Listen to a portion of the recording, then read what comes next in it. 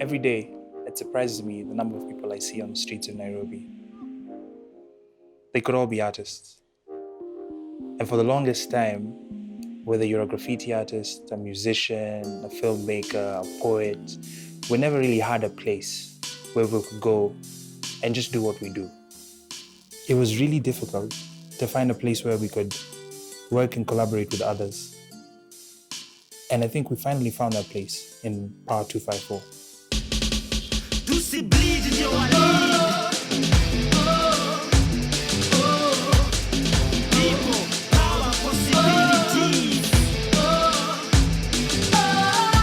When I became a photographer, there was no place for people like me. I wanted to learn. There was no school for photography, and I struggled to learn. When I was employed, there was no one to mentor me, there was no one to guide me, and I struggled a lot. So when I made it as a photographer, I wanted to a community where I could actually belong, a place where I could hang out, and there's no place like that.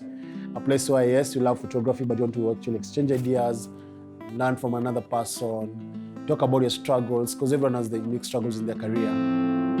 Well, you see, love makes you do crazy things. Ask my shoes, uliza kiatu,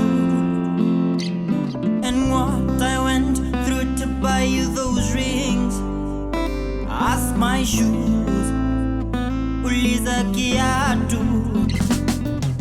Pawa, actually, I like to think of it as a collaborative space for creatives. It works in two main ways. The first way is by offering a platform where people can come freely and interact with each other. And these people are the creatives. And the second bit is through programs. And through these programs, we have people attend workshops, we have master classes, we have round table events, we have outreach programs. Not only do you come to a free space, you also come to a space where you can get more skills. The main concept or most ideas I got from the whole lecture thing was the perception that comes out in every individual. It all depends with how you perceive it as an individual.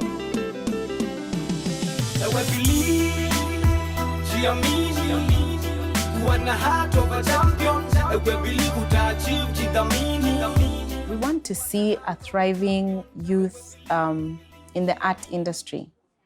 People who are able to voice out whatever is going on in their community and also make a difference. Basically, sini wale, it happen to move on. Mtaongeza unga to 250. Tutabai, wanipata, tutabai wenye watasafari kina nani? Ni sisi tushazoea suffering alafu si move on, alafu tuna blend in kwa suffering. Wanipata? But kama Pawa ingekuwa speak off kitu ka hiyo, hakuna penge speak off. She cuts her dress a little more shorter, wears it a little more tighter, and to get a little more into the mood, she pushes the needle a little more deeper.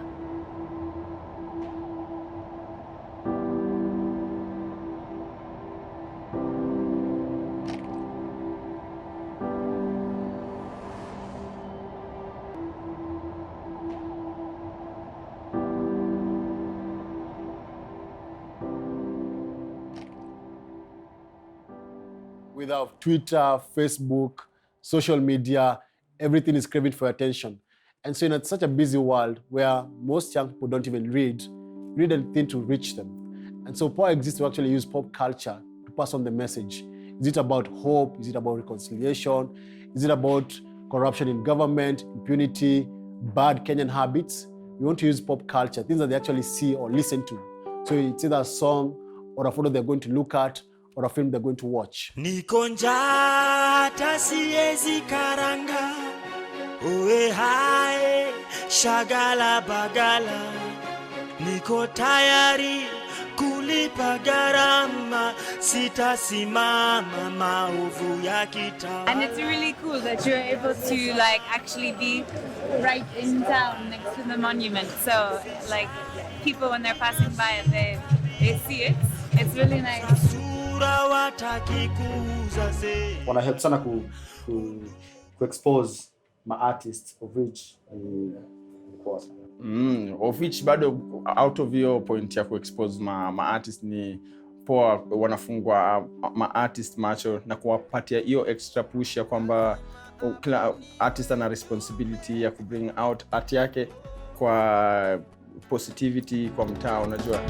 Sheria